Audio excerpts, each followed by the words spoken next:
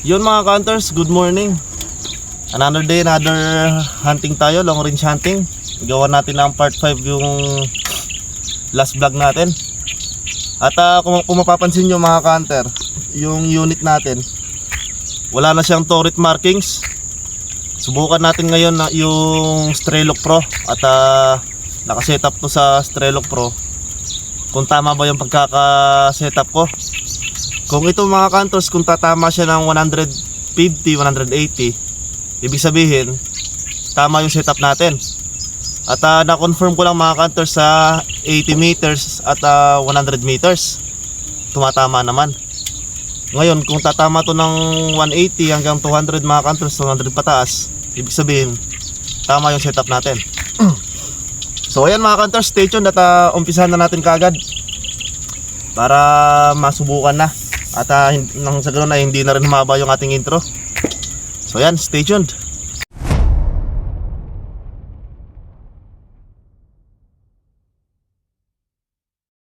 ...176 meters mga hunters. May hangin tayo papuntang left side, right to left. Dapaan natin.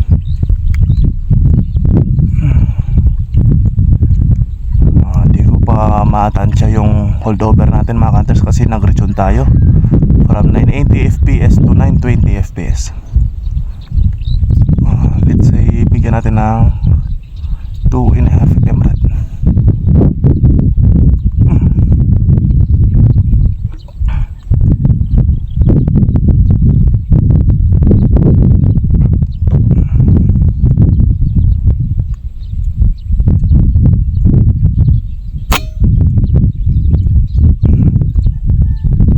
Balas lahat. Parang sobra. Maybe Gini.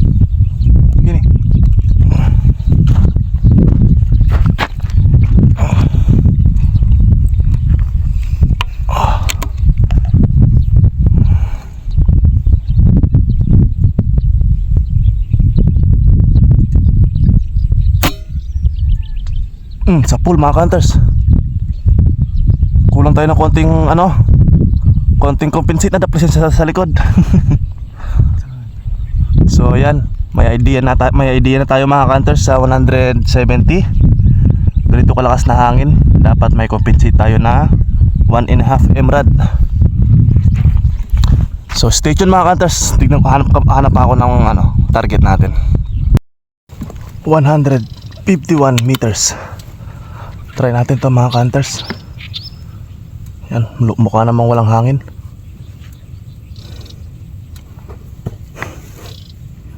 Nakadapa tayo.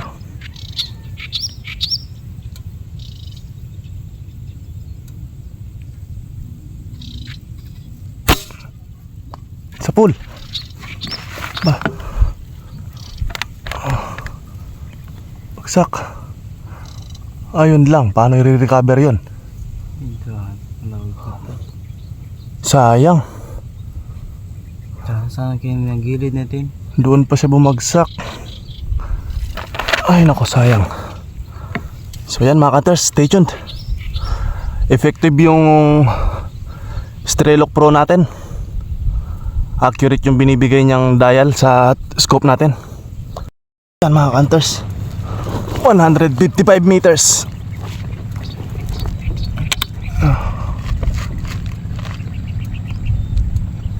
Yung hangin papunta doon.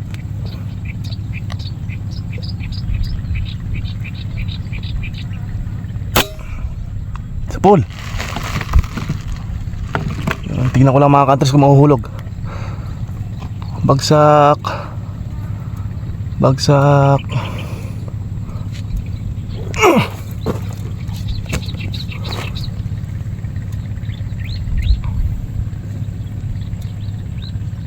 Sige niya pa. Yun mga cutters, bumagsak pero buhay pa. I-follow up ko lang mga cutters. Ayan siya mga cutters, lumipat sa 204 meters. Bigyan natin ang compensate na 2 MRAD.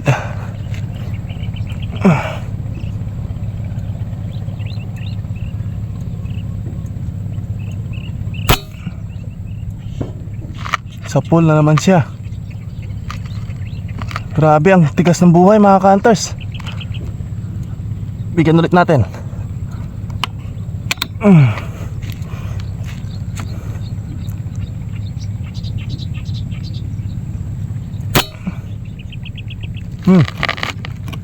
Grabe.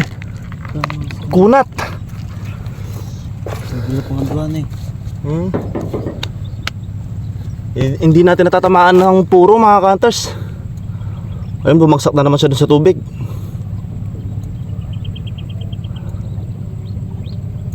So yan, stay tuned. Yan, 166 meters mga ka-hunters. Sabi ni Strelok, mag-click daw tayo ng 74 click. Yan, tignan natin kung tama yung bibigay niya. May hangin tayo papuntang yan, from right to left. So try natin bigyan ng 1.5 emerald o kaya 1 emerald na lang.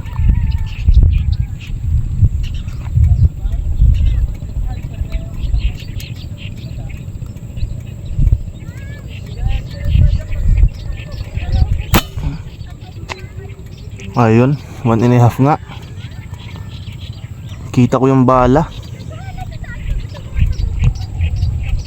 Hindi ko pa gaanong kabisado yung compensate natin mga ka-hunters. Gawa ng naglipat tayo ng velocity. Ginawa natin 920 from 980 tayo, 988. So nangangapa na naman tayo sa ating velocity, sa ating wind compensate. Nasa bungal siya pati no.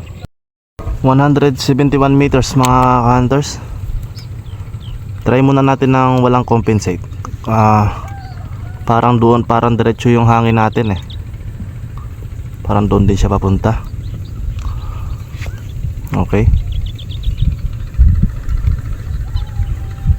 Try natin. Sana hindi siya umalis pag di tinamaan.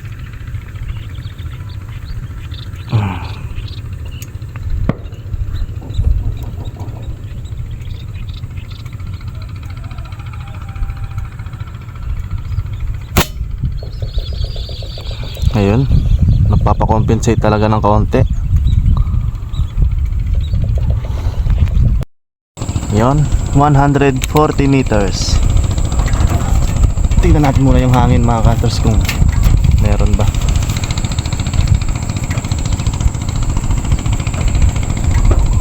So palagay ko naman mga ka-hunters, walang value yung hangin ngayon. Try ko nga.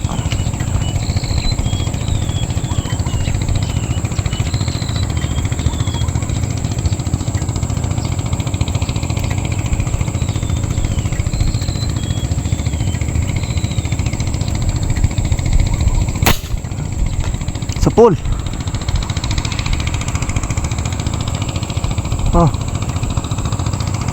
Aray mo. Siya mo ata eh.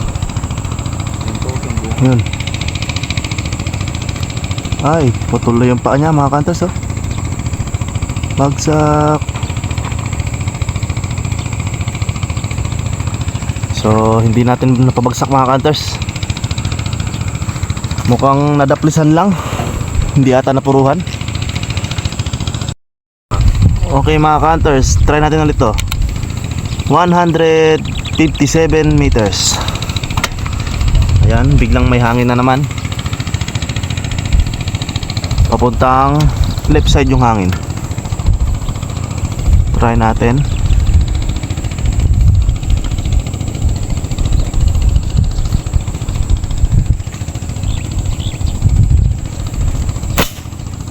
Sa pool.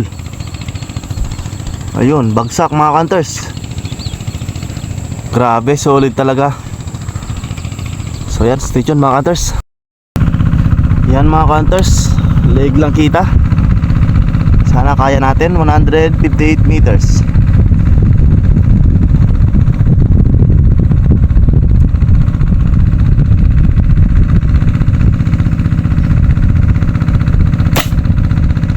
Sa pool. Pelat, pelat, pelat. Sa Mulat, lalakad dyan palat. Bilisan mo Mulat. Bilisan mo. Ayun, sa pool mga hunters. Pinatakbo ko na kay Balat sa kasama natin.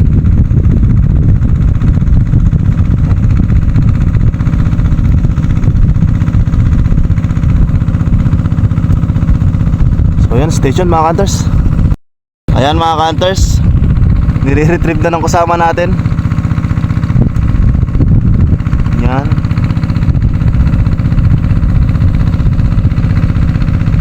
Natatakot mga hunters na lalaban yung kandungango eh.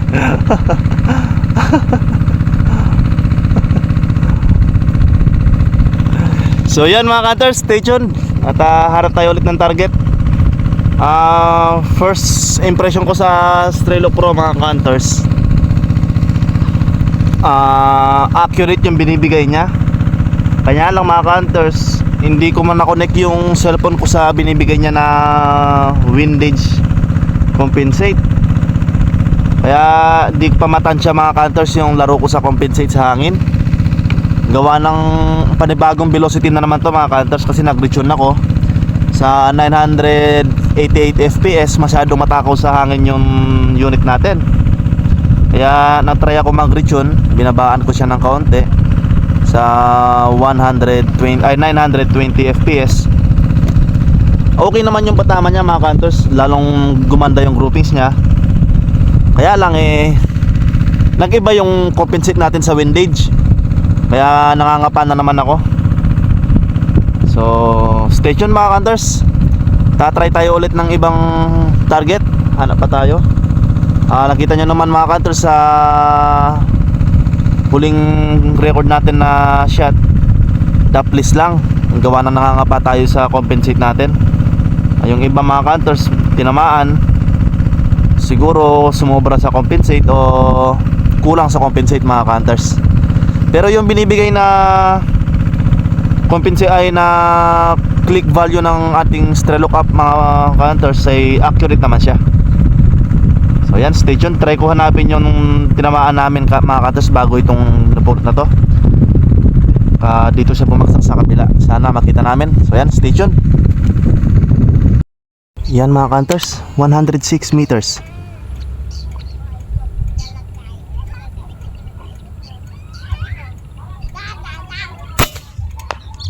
Sa pool. Isa pa. Mukhang hindi tinamaan, mukhang mataas.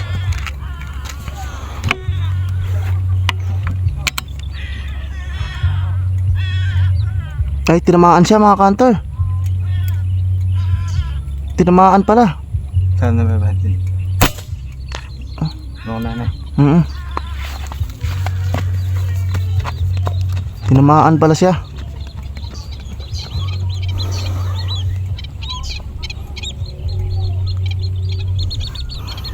So yan, stay tuned mga hunters. At i-retrieve ng ating kasama. Akala ko pa naman hindi tinamaan. Tinamaan pala siya. Ayun, namatay.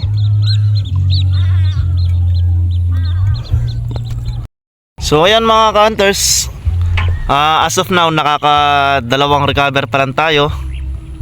At yung ibang patama natin mga hunters, nadadaplisan natin. Gawa ng hindi ko pa gaano kabisado yung windage compensation natin mga hunters sa 920 fps.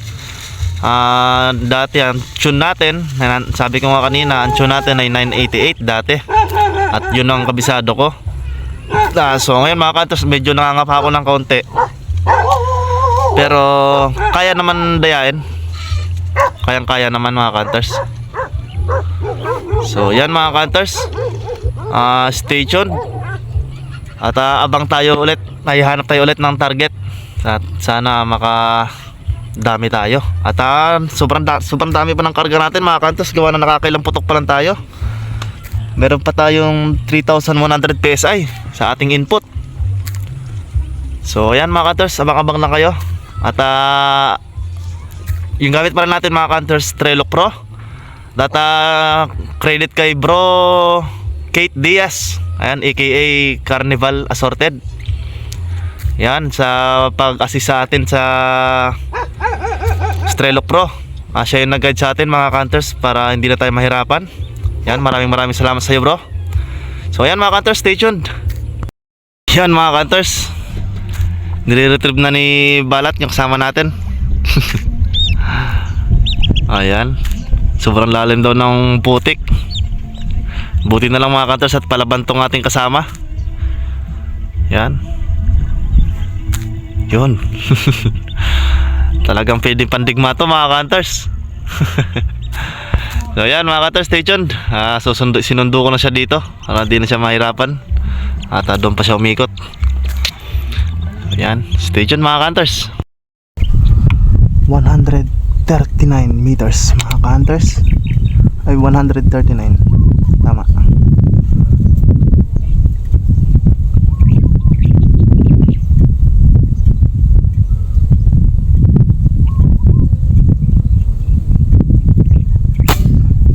Sa pool mga Cunters. Bagsak siya eh. Ay, may isa pa. Wait lang mga Cunters ha. 153 at i-calculate ko muna sa stroke natin. Okay, 167 click value.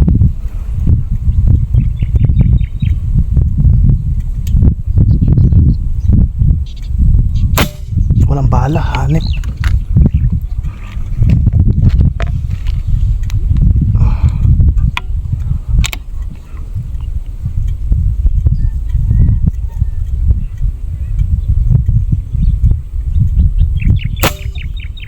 Sa pool mga Cunters.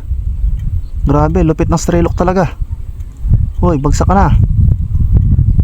Ay, yun na nga, bumagsak na nga mga Cunters. Yan, pangalawa na natin. At meron patang isa. Ayun, nakalipad pa mga Cunters. Ayun siya.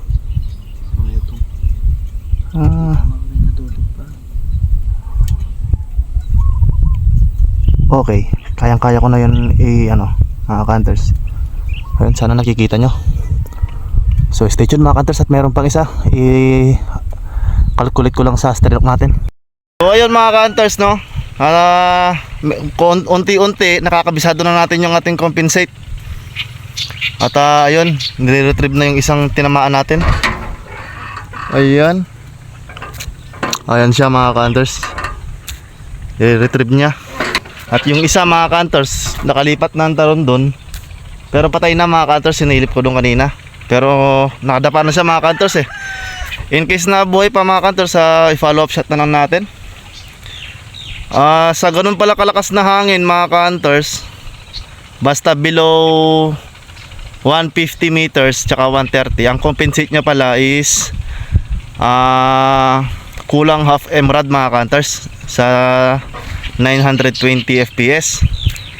So paunti-unti mga Cunters nakakabisado natin kasi nangangapa pa talaga tayo dito sa 920 na velocity. So ayan mga Cunters, stay tuned at i-update ko kayo kapag na-retrieve na yung katama natin. Ayan, stay tuned. 177 meters mga Cunters.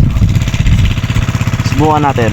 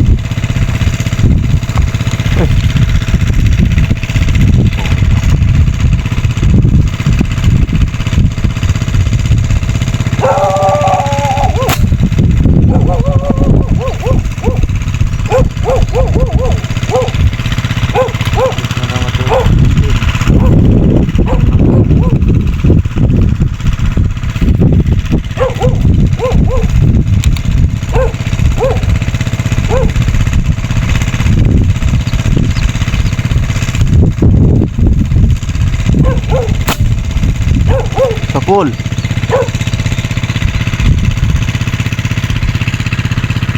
Kaya naman may balag.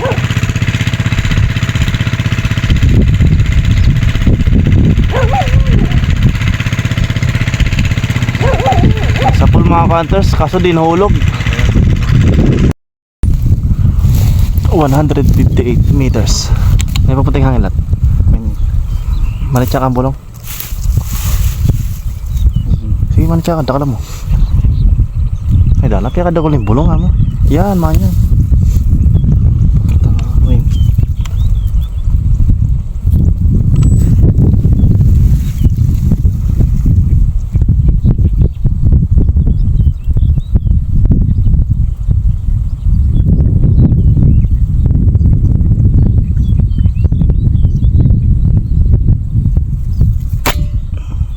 Sa pool.